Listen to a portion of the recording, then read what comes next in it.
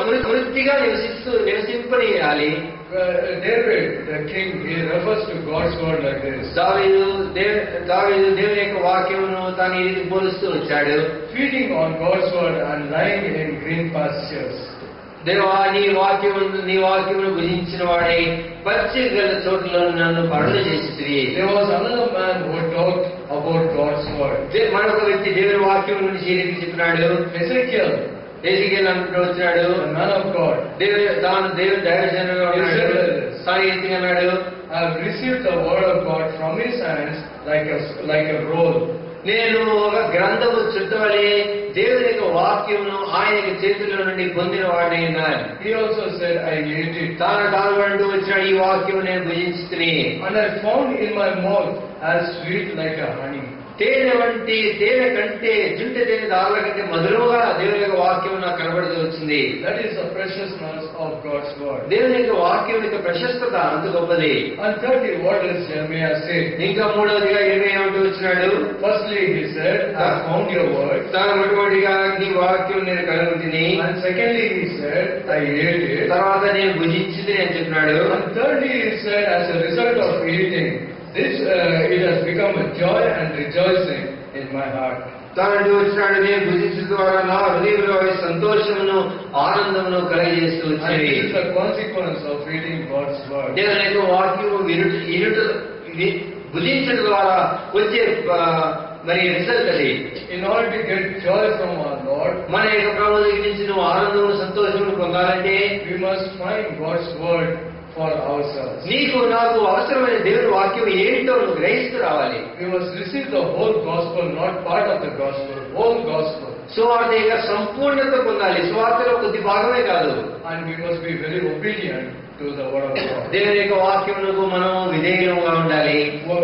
Once when I was a small boy, సహోదరుడు తాను చిన్న వయసులో ఉన్నప్పుడు I attended a special meeting. తాను ఒక ప్రత్యేకమైన కూడికి వెళ్ళినారు. The messenger was Prabhat Singh. Saurabh Singh గారు దేవుని యొక్క వర్తమానం ఇస్తూ వచ్చినారు. He made a statement that తాను ఏ రీతిగా అన్నారు? Science says that the world is wrong. Science says the world is wrong. మరి శాస్త్రం చెప్తున్నది ఈ యొక్క లోకము తప్పని. But if the word of God says the world is square, I believe it. క్షమించండి, మరి ఈ లోకంలో జ్ఞానం చెప్తున్నది ఈ లోకం అంతా గుండ్రంగా ఉన్నదని. అయితే దేవుని వాక్యం గుండ్రంగా లేదని చెప్తే నేను నమ్ముతానని తాను అన్నాడు. No, if the word of God says the earth is square, I'll believe it. Square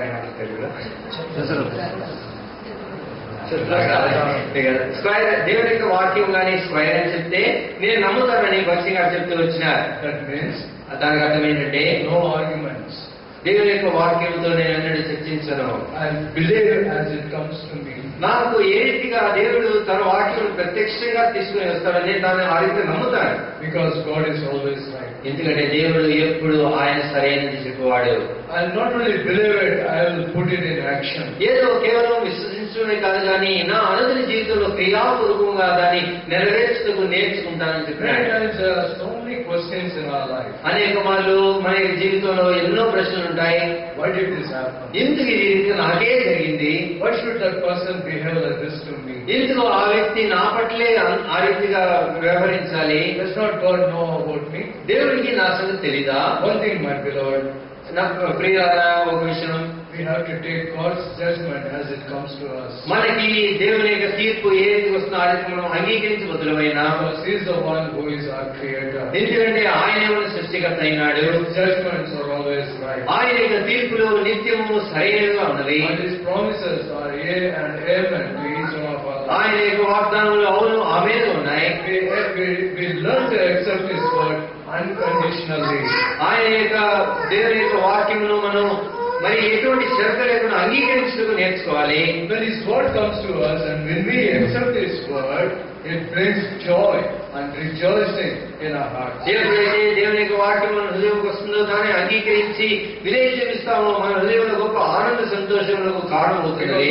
One reason the Lord has given us His everlasting love to each one of us. ఒక కారణమును బట్టి ఆయన తన యొక్క నిత్యమైన ప్రేమను మనకిస్తూ వచ్చినాడు.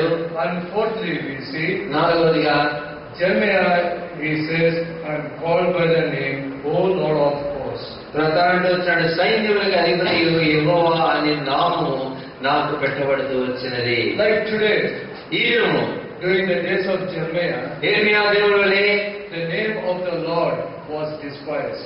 ఈ దినంలో ఆ దినంలో ఏ రీతిగా దేవుని యొక్క నామము తృణీకరించబడుతూ వచ్చిందో ఈ దినంలో కూడా అరితేనే జరుగుతుంది. Even today we find it very truthful. ఈ దినాల్లో కూడా అది ఒక సత్యంగా ఈ లోకంలో నీకు నాకు కనిపిస్తుంది.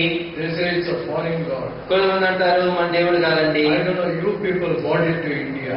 మీరే దీన్ని భారతదేశానికి తీసుకొచ్చారని చెప్తారు. It's a Western religion. అది పాశ్చాత్య దేశం లేక మరి వారి యొక్క కులము. We don't know anything about it. మాకు అసలు దాని గురించే తెలీదు.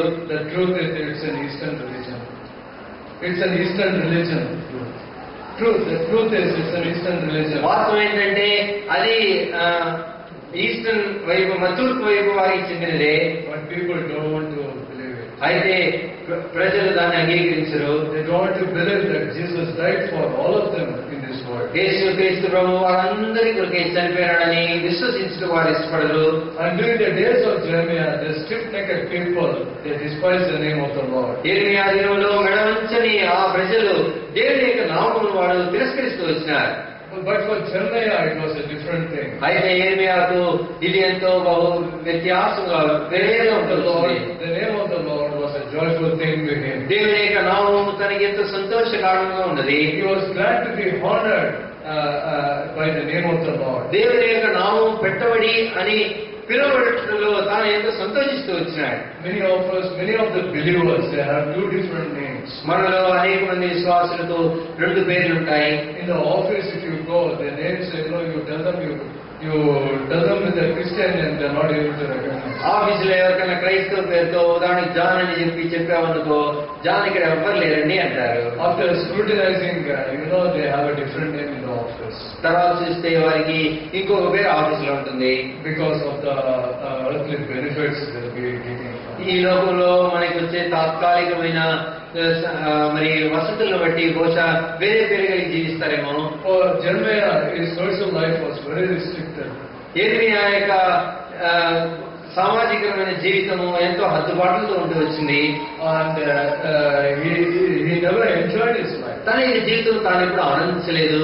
Because God had given him a work and he had to accomplish it. దేవుడు తానకు ఒక పని ఇచ్చినాడు. ఈ పని తాను సంపూర్ణం చేయాలని తాను జ్ఞాపకం ఉంచుకుంటూ వచ్చాడు. The life that we live on this earth, we want to get the maximum out of this world. ఈ లోకంలో మనం జీవించే కాలంలో మనం ఏం ఆలోచిస్తామంటే ఈ లోకం నుంచి నేను పొందగలిగినంత పొందాలి అని బహుశా ఆలోచిస్తున్నాను. We want to get the best of the studies. ఈ లోకంలో ఉన్న జ్ఞానమును బహు శ్రేష్టమైనది నేను చదువుకోవాలనుకున్నావేమో. A good job, మంచి ఉద్యోగము, a beautiful wife. బహు అందకరమైన భార్య, We want to build a house. ఒక ఇంటిని చక్క కట్టుకోవాలి. We want to get the maximum benefit out of this world. ఈ లోకంలో నీకు కావాల్సిన శ్రేష్టమైన పొందాలనుకుంటున్నావేమో. But Jeremiah was deprived from all these things. అయితే యెర్మీయా జీవితంలో తాను ఇటువంటిది ఏదీ పొందలేకపోయినాడే. He counted it glory to be despised for the name of the Lord. దేవుని యొక్క నామ విషయంలో తృణీకరించబడటకు తాను తాను యోగ్యతగా ఎంచుతూ వచ్చాడు. In Hebrews 11:26, we read about another man by name Moses. హెబ్రీ 11:26లో మరొక వ్యక్తి మోషే గురించి ఈ రీతి రాయబడింది. He was willing to be despised for the sake of God's children. దేవుని యొక్క ప్రజలు కొరకై తాను తృణీకరించబడుటకు అపహసించబడుటకు ఇష్టపడినాడు. The crown of Christ was much, much better than the crown of Pharaoh. క్రీస్తు ప్రభువాని యొక్క కిరీటము మరి కిరీటం అంటే బహు ఉన్నతమైనదని తాను ఎరిగినాడు. The Lord died for me on the cross of Calvary to make me the king for himself, kings and priests for himself. తన కొరకే రాజులైన యాజక సమూహముగా చేసుకున్నట్టు కొరకే రాజులకు రాజైన ప్రభువు తన కొరకే శిలువలో చనిపోయినాడని గ్రహించినాడు. He delivered my soul from the destruction of hell. నా యొక్క ప్రాణమును మరి నరకం నుండి నాశనం నుండి విమోచించిన వాడు ఆయనే. He honored me by redeeming me by his precious blood. తన యొక్క ప్రశస్తమైన రక్తం ద్వారా నన్ను విమోచించడం ద్వారా క్రీస్తు యేసునందు నన్ను ఘనపరిచినాడు. It is proud to be called by his name. దేవుని యొక్క నామం చేత పిలువబడుట ఎంత ధన్యత. My heart shall believe, నా యొక్క హృదయం నమ్ముచున్నది, and my mouth shall confess. నా హృదయం నమ్మి విశ్వసించి నా నాలుక లేదా నా నోరు ఒప్పుకుంటుంది. Jesus is the Lord. యేసు క్రీస్తు ప్రభుని ఒప్పుకుంటుంది. How is the word of God in your life? నీ నా జీవితంలో దేవుని వాక్యం ఏది కనిపిస్తుంది? Has it brought transformation in your life? దేవుని వాక్యము నీ నా జీవితంలో గొప్ప మార్పును తీసుకుని వస్తుందా? May the Lord bless His word.